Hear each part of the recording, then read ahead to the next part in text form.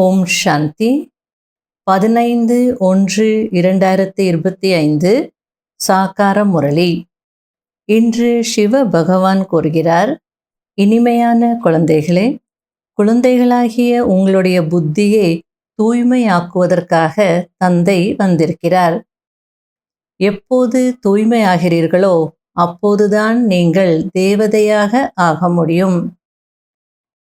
முதல் கேள்வி, இந்த நாடகத்தில் ஏற்கனவே உருவாக்கப்பட்ட திட்டம் என்ன? அதிலிருந்து தந்தையும் கூட விடுபட முடியாது. பதில், ஒவ்வொரு கல்பமும் தந்தை தன்னுடைய குழந்தைகளிடம் வந்தே ஆக வேண்டும். தூய்மையற்ற துக்கமான குழந்தைகளை துக்கமற்றவர்களாக ஆக்கியே தீர வேண்டும். இந்த திட்டம் நாடகத்தில் ஏற்கனவே உருவாக்கப்பட்டிருக்கிறது. இந்த பந்தனத்திலிருந்து தந்தையும் கூட விடுபட முடியாது. இரண்டாவது கேள்வி, படிப்பிக்கக்கூடிய தந்தையின் முக்கிய விசேஷத்தன்மை என்ன? பதில், அவர் மிகவும் அகங்காரமற்றவராகி தூய்மையற்ற உலகத்தில் தூய்மையற்ற ஷரீரத்தில் வருகிறார். தந்தை இந்த நேரத்தில் உங்களை சொர்க்கத்திற்கு எஜமானர்களாக ஆக்குகிறார். பிறகு நீங்கள் அவருக்கு துவாபர யுகத்தில் தங்க கோவில் கட்டுகிறீர்கள். முரளியின் பாடல், இந்த பாவ உலகத்தில் இருந்து அழைத்து செல்லுங்கள். ஓம் சாந்தி. இனிமேலும் இனிமையான குழந்தைகள், இந்த பாடலை கேட்டீர்கள். 2 உலகங்கள் இருக்கிறது. ஒன்று பாவ உலகம், இன்னொன்று புண்ணிய உலகம். அதாவது துக்க உலகம் மற்றும் சுக உலகம். சுகம் அவசியம் புதிய உலகத்தில் புதிய கட்டிடத்தில்தான் இருக்க முடியும். பழைய கட்டிடத்தில் துக்கம்தான் இருக்கும். ஆகையால்தான் அதை இடித்து விடுவார்கள். பிறகு புதிய கட்டிடத்தில் சுகமாக வசிப்பார்கள். பகவானை எந்த மனிதர்களும் தெரிந்து கொள்ளவில்லை என்பதை குழந்தைகளாகிய நீங்கள் இப்பொழுது அறிவீர்கள். ராவண ராஜ்யமாக இருக்கும் காரணத்தினால் முற்றிலும் கல் புத்தியுடையவர்களாக தமோ பிரதான புத்தியுடையவர்களாக ஆகிவிட்டிருக்கிறார்கள். என்னை பகவான் என்று சொல்கிறார்கள், ஆனால் யாரும் அறியவில்லை. பகவானையே அறியவில்லை. ஆகையால் எதற்கும் பயன்படாதவர்களாக ஆகியிருக்கிறார்கள். அதாவது எந்த வேலைக்கும் உதவாதவர்களாக இருக்கிறார்கள். துக்கத்தில்தான் ஹே பிரபு, ஹே ஈஸ்வரா என்று அழைக்கிறார்கள். ஆனால் அதிசயம் என்னவென்றால், ஒரு மனிதரும் எல்லையற்ற தந்தையை, படைப்பவரை அறியவில்லை. சர்வ வியாபி என்று சொல்லிவிடுகிறார்கள். இந்த நாடகம் ஏற்கனவே உருவாக்கப்பட்டிருக்கிறது. நானும் நாடகத்தின் பந்தனத்தில் கட்டுப்பட்டு இருக்கிறேன் என்று தந்தை கோருகிறார். இந்த நாடகத்தில் இருந்து நானும் விடுபட முடியாது. தூய்மையற்றவர்களை தூய்மையாக்குவதற்கு நானும் வந்தே ஆக வேண்டி இருக்கிறது. இல்லையென்றால் புது உலகத்தை யார் ஸ்தாபனை செய்வார்கள்? குழந்தைகளை ராவண ராஜ்யத்தின் துக்கத்தில் இருந்து விடுவித்து புது உலகத்திற்கு யார் அழைத்து செல்வார்கள்? அதாவது நான் வரல, நான் ஸ்தாபனை செய்யலை அப்படின்னா புது உலகத்தை யார் ஸ்தாபனை செய்வாங்க? உங்களெல்லாம் ராவண ராஜ்யத்திலிருந்து துக்கத்திலிருந்து விடுவித்து புது உலகத்திற்கு யார் அழைத்து செல்வாங்க? ஆகையில நான் வந்தே ஆகணும் அப்படின்றார். நானும் நாடகத்தினுடைய பந்தனத்தில் கட்டுப்பட்டு இருக்கிறேன்.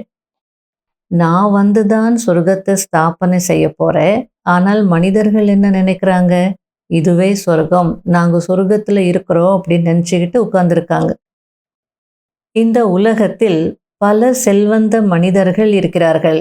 நாங்கள் சொர்க்கத்தில் அமர்ந்திருக்கிறோம் என்று நினைக்கிறார்கள். செல்வம் இருக்கிறது, மாளிகைகள் இருக்கிறது, விமானம் இருக்கிறது. ஆனால் எதிர்பாராமல் யாராவது நோய்வாய்ப்பட்டு விட்டால், திடீரென்று இறந்து விட்டால் எவ்வளவு துக்கம் ஏற்படுகிறது. ஆகையால இதை போய் சொர்க்கம் அப்படின்னு எப்படி நீங்க நினைக்கிறீங்க அப்படின்னு கேட்கிறார். சத்யுகத்தில் ஒருபோதும் அகால மரணம் ஏற்படாது. துக்கத்தின் விஷயமே இருக்காது. இப்பொழுது நீங்கள் உலகத்திற்கு எஜமானர்களாக ஆகிறீர்கள் அல்லவா? அதுவும் சொர்க்கத்தில். இப்படிப்பட்ட தந்தையை பார்க்கும்போது குஷியின் அளவு எவ்வளவு அதிகரிக்க வேண்டும். அரைக்கல்பமாக ஹே பகவானே வாருங்கள், நீங்கள் வந்தால் நாங்கள் உங்களிடமிருந்து நிறைய சுகத்தை அடைவோம் என்று நினைவு செய்தீர்கள். அந்த எல்லையற்ற தந்தை எல்லையற்ற ஆஸ்தி கொடுக்கிறார், அதுவும் 21 பிறவிகளுக்கு. நான் உங்களை தெய்வீக சம்பிரதாயத்தினராக ஆக்குகிறேன், ராவணன் அசுர சம்பிரதாயத்தினராக ஆக்குகிறான் என்று தந்தை கூறுகிறார். பக்தர்கள் பகவானை தேடிக்கொண்டிருக்கிறார்கள். சாஸ்திரங்கள் படிப்பது, தீர்த்த யாத்திரைகளுக்கு செல்வது, இவை அனைத்தும் பகவானை சந்திக்கும் வழிகள் என்று நினைக்கிறார்கள். ஆனால் அவையெல்லாம் இறைவனை சந்திப்பதற்கான வழியே இல்லை என்று தந்தை கூறுகிறார். வழியை நான் தான் கூறுவேன். குருடர்களுக்கு ஊன்றுகோலாக இருக்கக்கூடிய ஹே பிரபுவே வாருங்கள், எங்களை சாந்தி தாமம் சுகதாமத்திற்கு அழைத்து செல்லுங்கள் என்று நீங்கள் கூறி வந்தீர்கள். ஆக தந்தைதான் சுகதாமத்திற்கான வழி கூறுகிறார். தந்தை ஒருபோதும் துக்கம் கொடுப்பதில்லை. ஆனால் தந்தையின் மீது இப்படி பொய்யான பழி போட்டு விட்டார்கள். பகவான் எனக்கு இப்படி ஒரு துக்கத்தை கொடுத்துட்டார், என்னுடைய தலைவிதியை இப்படி எழுதிட்டார் அப்படின்னு சொல்லி பகவான் மேலே பழி போட்டுட்டாங்க. நான் யாருக்கும் துக்கம் கொடுக்கறதில்லை, பொய்யான பழி என் மீது போட்டுட்டாங்க அப்படின்றார். நாம் செய்யாத காரியத்தை நாம் செய்ததாக யாராவது சொன்னால் நமக்கு எப்படி இருக்கும்? என் மீது பொய்யான பழி போட்டுட்டாங்க, பொய்யான பழி சுமத்திட்டாங்க அப்படின்னு சொல்லுவோம் இல்லையா? அதுபோல் பாபா சொல்ல, நான் எங்கே துக்கம் கொடுத்தேன்? நான் யாருக்கும் துக்கம் கொடுக்கறதில்ல, அளவற்ற சுகத்தை தான் கொடுக்குறேன். சுகதாமத்திற்கு சாந்தி தாமத்திற்கு வழி காட்டுற என் மீது போய் இப்படி பொய்யான பழி போட்டுட்டாங்களே அப்படின்றார். பதித பாவனர் தந்தை வருகிறார் என்றால் முழு உலகத்தின் மனிதர்கள் என்ன, இயற்கையையும் சதோ பிரதானமாக ஆக்குகிறார். இப்பொழுது இயற்கையும் தமோ பிரதானமாக இருக்கிறது. இயற்கையின் சீற்றங்களை யார் என்ன செய்ய முடியும்? வெள்ளம் ஏற்படும், பூகம்பம் ஏற்படும், வியாதிகள் வரும், இரத்த நதிகள் ஓடும். இது அதே மகாபாரத யுத்தம் என்று தந்தை கூறுகிறார். நான் குழந்தைகளாகிய உங்களுக்கு சொர்க்கத்தின் ஆஸ்தி கொடுப்பதற்காகவே வந்திருக்கிறேன். ஆகையால் நீங்கள் உங்களுடைய ஆஸ்தியை எடுத்துக்கொள்ளுங்கள் என்று தந்தை கூறுகிறார். மாயா ராவணன் சாபம் கொடுக்கிறது, நரகத்தின் ஆஸ்தியை கொடுக்கிறது. இந்த பாரதம் சிவாலயமாக இருந்தது, இப்பொழுது வைஷ்யாலயமாக இருக்கிறது. பாபா நம்மை சிவாலயத்திற்கு அழைத்து செல்கிறார் என்பதை இப்பொழுது குழந்தைகளாகிய நீங்கள் அறிவீர்கள். எனவே இந்த குஷி இருக்க வேண்டும் அல்லவா? இந்த நேரத்தில் மாயையின் பகட்டு அதிகமாக இருக்கிறது. இப்பொழுது சொர்க்கமாகவே ஆகிவிட்டிருக்கிறது என்று மனிதர்கள் நினைக்கிறார்கள். அறிவியல் முன்னேற்றம், வசதிகள் இதெல்லாம் பார்க்கும்போது மனிதர்களுக்கு என்ன தோணும்? இதுவே சொர்க்கம் அப்படின்னு தோணும். முன்பு இவ்வளவு கட்டிடங்கள் எல்லாம் கிடையாது. ஆனால் இப்போ எவ்வளோ பெரிய பெரிய கட்டிடங்கள் எல்லாம் உருவாக்குறாங்க. மாயாவும் அதனுடைய பகட்டை காட்டுது அப்படின்றார். பகவான் சொர்க்கத்தை ஸ்தாபனை செய்கிறார் என்றால் மாயாவும் தன்னுடைய சொர்க்கத்தை காட்டுகிறது. மனிதர்கள் அந்த பக்கம் போயிடக்கூடாதுன்னு சொல்லி இந்த உலகத்தையே சொர்க்கம் போல காட்டுது மாயா. எங்கே போறீங்க? இதேதான் சொர்க்கம், இங்கே என்ஜாய் பண்ணுங்க அப்படின்னு எல்லா வசதிகளையும் கொடுக்குது. அதுக்கு பாபா சொல்லிட்டு இருக்காரு, இதெல்லாம் மாயாவினுடைய வெளிப்பகட்டு. இவை அனைத்தும் மாயையின் பகட்டாகும். இது வீழ்ச்சியடைய போகிறது. மாயா எவ்வளவு சக்தி வாய்ந்ததாக இருக்கிறது. நீங்கள் அதனிடமிருந்து முகத்தை திருப்பிக் கொள்ள வேண்டும். அதை பார்க்காதீங்க, இழுத்துடும் அப்படின்றார். முந்தையெல்லாம் என்ன சொல்வாங்க? இந்த வால் போஸ்டர்ஸ் பார்க்காதீங்க, சினிமா பார்க்காதீங்க, டிவி பார்க்காதீங்க, அதெல்லாம் மாயா அப்படின்வாங்க. இப்போ மொபைல் பார்க்காதீங்க, பார்த்தீங்கன்னா அப்படியே உள்ள உங்களை இழுத்துட்டோம். உங்களுக்கு தெரியாமலேயே மாயாவுக்கு வசமாயிடுவீங்க. நான் வந்து அனைவருக்கும் சத்கதி அளிக்கிறேன் என்று தந்தை புரிய வைக்கிறார். இவருக்குள் பிரவேசமாகி வருகிறேன். இந்த பிரம்மா சாகாரத்தில் இருக்கிறார். இவரே பிறகு சூக்ஷ்மவதனவாசி ஃபரிஷ்தாவாக ஆகிறார். அவர் அவ்வியக்தமானவர், இவர் வியக்தத்தில் இருப்பவர். பிராமணர்களாகிய உங்களை தவிர வேறு யாரும் இந்த ஆன்மீக ஞானத்தை அடைய முடியாது. எதுவரை பிராமணன் ஆகவில்லையோ அதுவரை தேவதையாகவும் ஆக முடியாது. பகவான் நமக்கு கற்பிக்கிறார், கிருஷ்ணர் அல்ல என்ற குஷி குழந்தைகளாகிய உங்களுக்கு நிறைய இருக்க வேண்டும். நல்லது. இனிமையிலும் இனிமையான காணாமல் போய் கண்டெடுக்கப்பட்ட செல்ல குழந்தைகளுக்கு மாத் பிதா பாப் தாதாவின் அன்பு நினைவுகள் மற்றும் காலை வணக்கம். ஆன்மீக குழந்தைகளுக்கு ஆன்மீக தந்தையின் நமஸ்காரம். கடைபிடிக்க வேண்டிய முக்கியமான சாராம்சம். முதல் பாயிண்ட், மாயையின் பகட்டு மிக பெரிய பகட்டாக இருக்கிறது. அதனிடமிருந்து தன்னுடைய முகத்தை திருப்பிக் கொள்ள வேண்டும். நாம் இப்பொழுது புருஷோத்தமர்களாக ஆகிக் கொண்டிருக்கிறோம். பகவான் நமக்கு கற்பிக்கிறார் என்ற குஷியில் மெய் சிலிர்த்து போக வேண்டும். இரண்டாவது பாயிண்ட், உலக ராஜ்ய பாக்கியம் அடைவதற்கு தூய்மையாக மட்டும் ஆக வேண்டும். எப்படி தந்தை அகங்காரமற்றவராகி தூய்மையற்ற உலகத்தில் தூய்மையற்ற ஷரீரத்தில் வருகிறாரோ, அதேபோல் தந்தைக்கு சமமாக அகங்காரமற்றவராகி சேவை செய்ய வேண்டும். அதாவது சில குழந்தைகள், இந்த இடத்துக்கு போய் நான் சேவை செய்யணுமா, இந்த ஊருக்கு போய் நான் செய்யணுமா, இவங்கெல்லாம் இப்படிப்பட்டவங்களா இருக்கிறாங்க, அவங்களுக்கு நான் போய் சேவை செய்யணுமா அப்படின்னு நினைப்பாங்க. அதுக்கு பாபா புரிய வச்சிட்ருக்கிறார். இப்போ நான் வரல, தூய்மையற்ற உலகத்தில் வந்து தூய்மையற்ற சரீரத்தில் வந்து உங்களுக்கு ஞானம் கொடுக்கல, உங்களை தேவதைகளாக மாற்றலை. அதே போல் நீங்களும் அகங்காரமற்றவராகி எங்கே சேவை இருக்கோ, அது எந்த இடமாக இருந்தாலும் சரி, எப்படிப்பட்ட மனிதர்களாக இருந்தாலும் சரி, தந்தைக்கு சமமாக அகங்காரமற்றவராகி சேவை செய்யணும் அப்படின்றார்.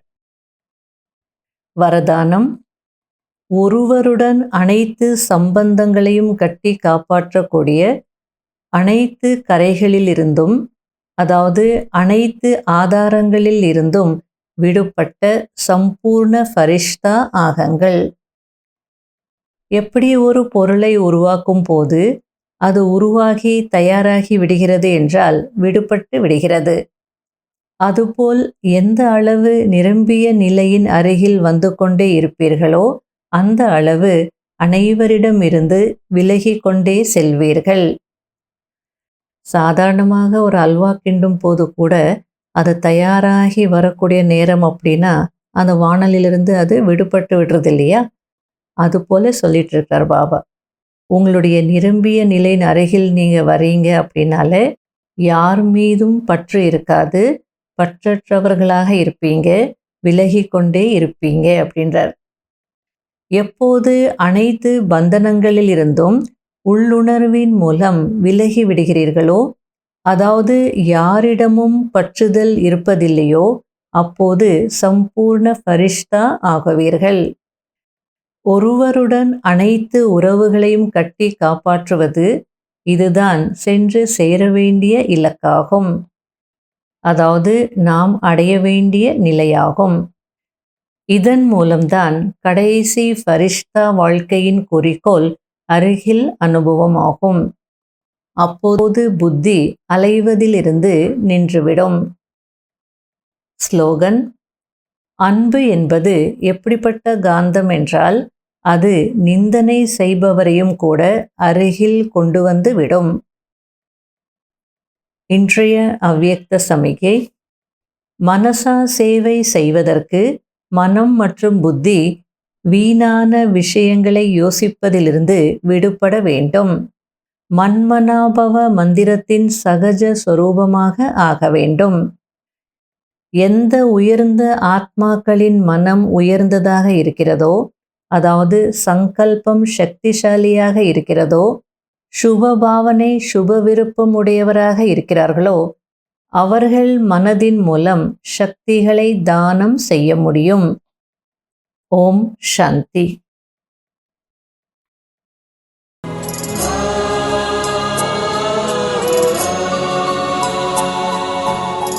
உயிரோ உருகுது உந்தன் நினைவில்தான்,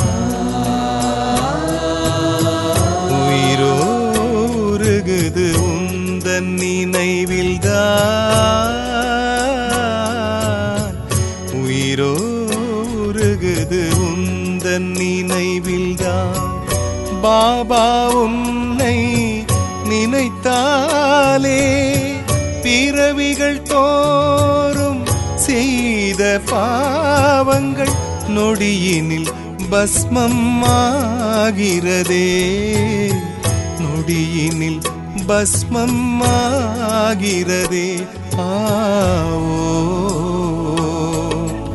உனக்கு சமம் ஆவோ, ஆவோ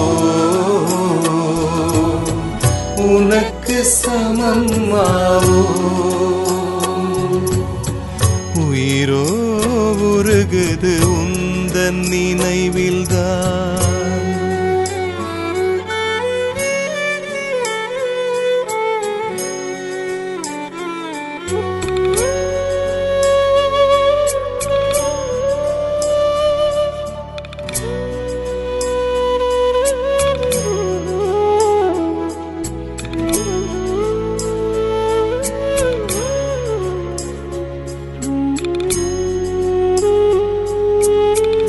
லட்சியமின்றியே வாழ்ந்து வந்தேன் நான், உயர்ந்த லட்சியம் தந்தது நீயே.